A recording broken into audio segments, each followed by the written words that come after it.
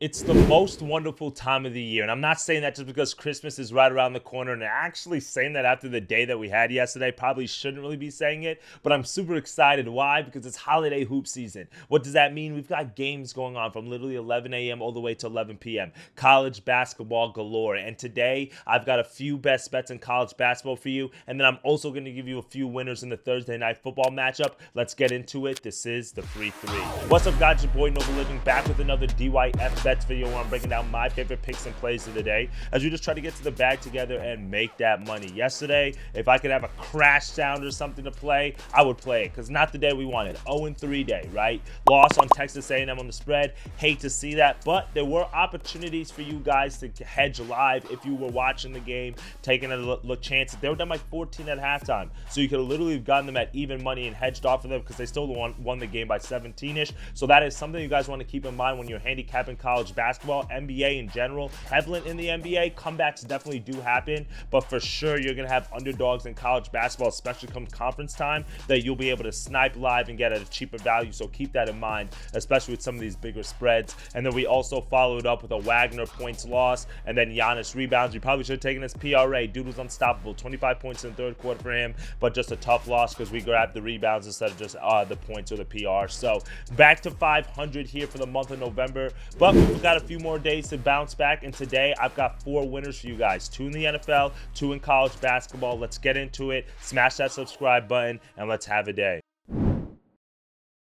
For my first best bet of the day for this Thursday card, let's go to the college basketball slate real quick, all right? And we'll follow it up with the Thursday night football picks. The first game that I want to take a look at is this Baylor and St. John's game. Now, this is going to be a great matchup that's being taken place there at Baha Mar, which is in the Bahamas. And Baylor right now 3-1 on the year. Meanwhile, St. John's 4-0. So we're expecting a good game from both of these teams. And right now, Baylor is favored on the spread about -3 on certain books, -2.5 really across the board. Now, I do lean towards Baylor in this matchup, and I'm going to take it 2 different ways. So if you're going to unit manage here, do half a unit, 1 unit, however you like to do it. And you're going to see the odd value on this, okay? So Baylor first half, take them on the money line, -135 for half a unit or a unit. And then we're going to take the full game spread at 2.5 for half a unit or a unit. And the reason why I like this here for Baylor is because this is St. John's first real true road game. They've started off the season 4-0. They've looked good, 22 in offensive efficiency. But the thing is, they haven't really played that great of competition. And then all those games have been at home. A 92-60 win over Fordham. They had a 96-73 win over Quinnipiac. 66-45 win over Wagner, which they didn't really look that good until the second half.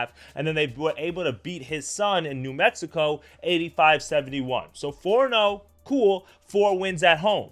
Now they have to go on the road. Now, it's not a true road environment because the game is being played in the Bahamas, but look at Baylor's resume. They played Gonzaga at Gonzaga for the first game of the year. True road environment. Then they played Arkansas on a neutral floor and won that game. Then they followed up with 2 home wins where they blew out their 2 opponents by literally 30, 40 points in each of those games, and now they're traveling to the Bahamas. Baylor is just more battle-tested in this situation. They have a great offense, number 5 ranked in offensive efficiency. They crashed the offensive glass. Right now, they're 15th in college basketball in terms of offensive rebounds, and the thing is, they run that zone, which can give problems to St. John's, where at times they don't really hit threes at a very high level, and we've seen them struggle at times already this season. And maybe if they have a player like Brady Dunlap, who's a role player for St. John's, gets hot, okay, then they can stay in the game. But the length that Baylor has with Notre Amir, with VJ Edgecombe, with Josh, like, bro, they have so many big men. I like this Baylor team here. I'm taking them both ways. First half on the money line, -2.5. St. John's can keep this game close. I think at times go through spurts,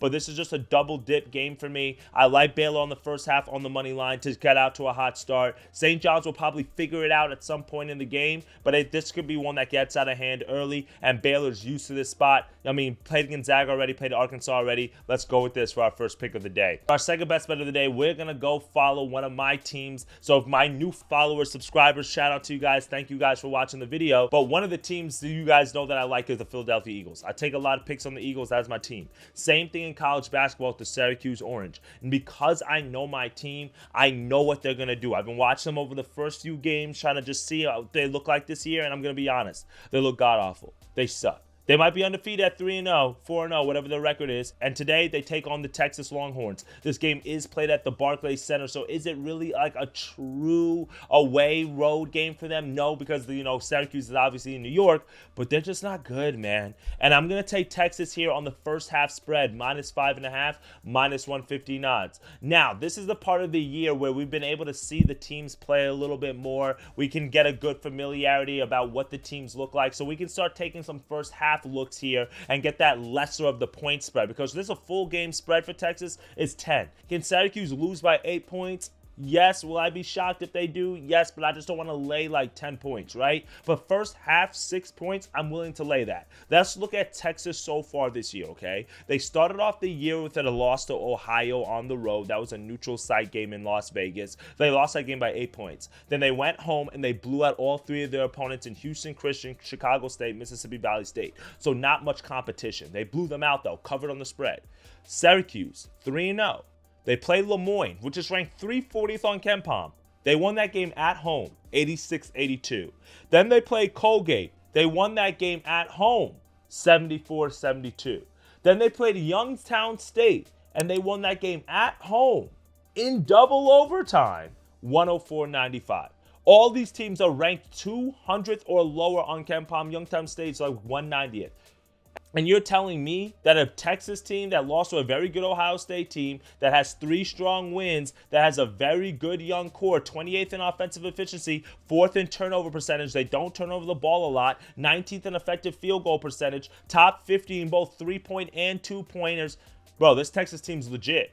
27th in defensive efficiency. Syracuse, they haven't played anybody, and the people they have played, they've been able to barely squeak by. The reason why, again, I'm taking this first half is because I don't want to lay the -10, but also look at the first halves. Against Lemoyne, they were losing the first half 41-36. They were favored again in that game. Against Youngstown State, they were losing the first half 38-31. So the thing is, Syracuse will get it together. They'll just get it together in the second half, so they might mount a little comeback. They have Eddie Lampkin. They have some guys, but it's a team full of transfers, of freshmen. They're just not good. They lost all their guys either to the transfer portal and Copeland, who went to McNeese State, or to the draft. So for Syracuse, this is just a rebuilding year. I don't expect anything out of them in the ACC. Texas, I would take the full game spread if this game was just not played in Barclays. You get it? Because it's Barclays, it's still New York, but Texas is going to jump out on them early. Let's lock this in as our second pick of the day. All right, we got our college basketball done. Let's head over to the NFL real quick. Thursday night football, Browns, Steelers, ugly environment there in Cleveland. I'm not buying it, guys. All right, so this is what we're going to go. Over 36.5. Jameis, over 34.5 pass attempts. Lock that in. These are the odds on that. All right, so let's give you guys kind of the breakdown that we have on these picks, right? So why do I like the over? I know a lot of people are on the under. I know the total has already moved from like 42 that it opened with all the way down to 36. They're talking about the weather. They're talking about the wind chill. I get all of those things, and those things do play a factor. Typically, if the wind chill and the wind factor is over 50 miles per hour, it will affect the throwing. It will affect the field goals. It will affect some things, but the thing also is the cold weather, which will kind of lessen it in a way, right? So because you have the wind chill, but if it is a cold, like brick type of football day, which is expected to be 30 degrees, I'm not expecting that to be too much of a factor. And then also the Steelers, they can hit you both ways. They can run the ball, they can throw the ball. And if they have the lead, then it means Jameis is going to have to throw the ball, and that is what Jameis does. I actually saw something on the Action Network. One of like their handicappers said something, and he said a total of 35, 36 for Jameis never makes sense. And I agree with that 100%. And that's why I'm taking Jameis's pass attempts, okay? Look at the 3 games since Jameis has taken over the starters. Against the Ravens, 41 pass attempts. Against the Chargers, 46 pass attempts. Against the Saints, 46 pass attempts. He's going to throw the ball, and I get it. Weather is going to be a factor. If you're losing, which they probably will be doing,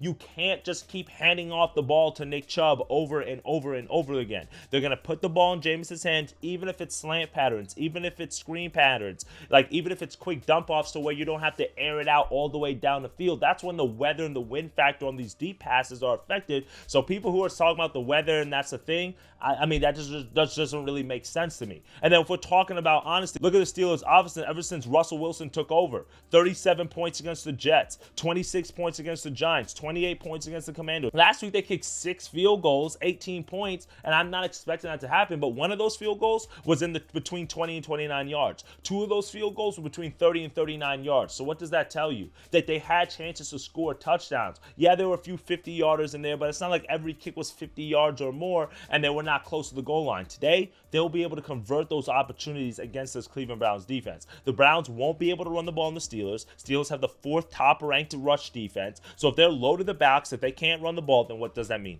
Jameis has to throw the ball. If you want to take his pass yards at 214, 215, be my guest. I'm taking the pass attempts because that's just a safe thing. I will ladder this. I'm telling you, up to 40. He's going to throw the ball that much. And the beautiful thing about I like to see 3 consistent games in a row where he's had over 40 pass attempts. It doesn't only tell you that the Browns were in the game or maybe be competitive or maybe even losing, but it tells you that he's moving the ball on offense. That's the thing about the pass attempts lines. If you are having just big plays, or you're not getting 3, or you're getting 3 and outs, you're not going to get the pass attempt lines, even sometimes when you get the yard lines. So, but the 40, 45 pass attempts is telling me that Jameis is moving the ball. His offense knows him. If you want to look at Cedric Tillman's receiving yards, it's at like 40.5. I really like that as well today. So that's a few other leans that you can take. But I think the over is the play. Russell Wilson, this offense, even if they have to feed Najee Harris more, this Cleveland Browns defense, their run defense is not that great. And it's been a kind of a little bit of a softer schedule. We saw that game torn up over the last few weeks. This is a 3.5 point spread. So the books are expecting the Cleveland Browns to stay in this game. I'm expecting this to go over. And even if it's a blowout, 27-10, 14, that's what I told you about the Monday Night Football with the Texans. Same exact thing here, but I think this could be a little bit more of a competitive game than we expect. Give us this in the Thursday Night Football as our 3rd and 4th best bet of the day. Well, that's it for me today, my friends. 4 best bets, really 5 best bets I gave you guys on today's slate because I gave you Baylor first half on the money line. I'm taking them full game on the spread as well at 2.5. Then we're taking Texas on the first half spread, and then we got Jameis's pass attempts over 34.5, and then we also got the Browns and Steelers total game over 36.5. I just think that total is too low, but that's what we're going with on today's card, and I like that. With college basketball going on all day, I'll have some picks, some plays for you guys. If you want that, click the link in the description, join the free Discord group, and I've got you guys. Right, my friends, let's get to the cheddar. I'll see you in tomorrow's video, and as always, dictate your fate. Later, gang.